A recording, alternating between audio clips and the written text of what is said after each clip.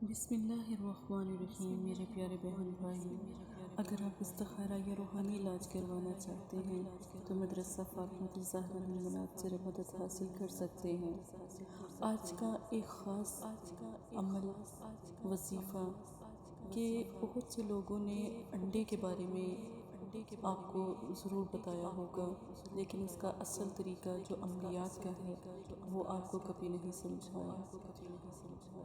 یا قہارو یا وہابو، ایک انڈا اور ایک اس کا صدقہ اپنے سر سے اتار دینے پر اللہ پاک سب سے پہلے آپ کے اوپر جتنی بھی بندش، نظر بد یا کوئی جادو، کالا علم، یہ کچھ بھی ہو، اللہ پاک اسے ختم کر دیتے ہیں۔ اور بے حساب رزق کا جو خاص طریقہ ہے وہ آج میں آپ کو سمجھاؤں گی، ایک دفعہ ضرور سنیں۔ ایک انڈا آپ نے لینا ہے، اپنے سر پر سے 7 مرتبہ اس کو وار کر، جو سٹریٹ ہوتی ہے یعنی گلیوں کے 4 کونے یعنی چوراہا، آپ جہاں سے 4 گلیاں نکلتی ہوں، دائیں بائیں آمنے سامنے، ٹھیک ہے، اس طرح آپ ایک جگہ ایسے کونے میں کھڑے ہوں جہاں پر 4 گلیاں لگتی ہوں، اس کے سینٹر میں اس انڈے کو آپ نے توڑنا ہوتا ہے، ٹھیک ہے۔ وہ انڈا جس کو آپ نے سر سے مارا، اور جب آپ گلی کی تلاش کر رہے ہوں تو یا قہارو پڑھتے چلے جائیں۔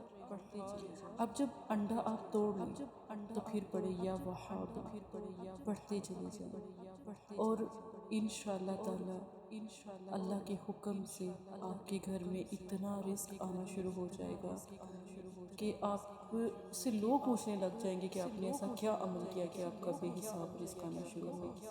آپ کا رکا ہوا کاروبار چل پڑے گا، آپ کی بندش ختم ہو جائے گی، آپ کے اوپر جادو اور سفری علم جتنا بھی ہوگا وہ ختم ہو جائے گا انشاءاللہ تعالی۔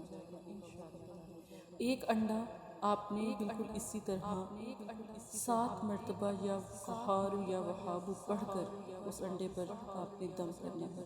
انڈا دیسی انڈا ملے تو بہت افضل ہے، ٹھیک ہے، وہ آپ استعمال کر سکتے ہیں۔ اب اس کو انڈے کو 7 دن تک آپ نے، یہ پہلے والا انڈا ایک ہی دن کا عمل ہے، یہ دوسرا عمل ہے جن لوگوں کی جاب نہیں لگتی، جن لوگوں کے کاروبار کا مسئلہ ہے، جن بچیوں کے رشتے نہیں آتے، یا گھر میں بیوی کا مسئلہ ہے، یا کوئی اس قسم کا مسئلہ ہے، یہ ان کے لیے۔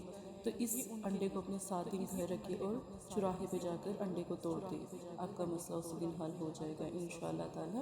کسی بھی ٹائم پڑھ سکتے ہیں، کسی بھی ٹائم کر سکتے ہیں، کسی بھی دن شروع کر سکتے ہیں انشاءاللہ۔ اور اگر آپ استخارہ یا روحانی علاج کروانا چاہتے ہیں تو ایک دفعہ مدرسہ فاطمۃ الزہرا سے ضرور رابطہ کیجیے گا۔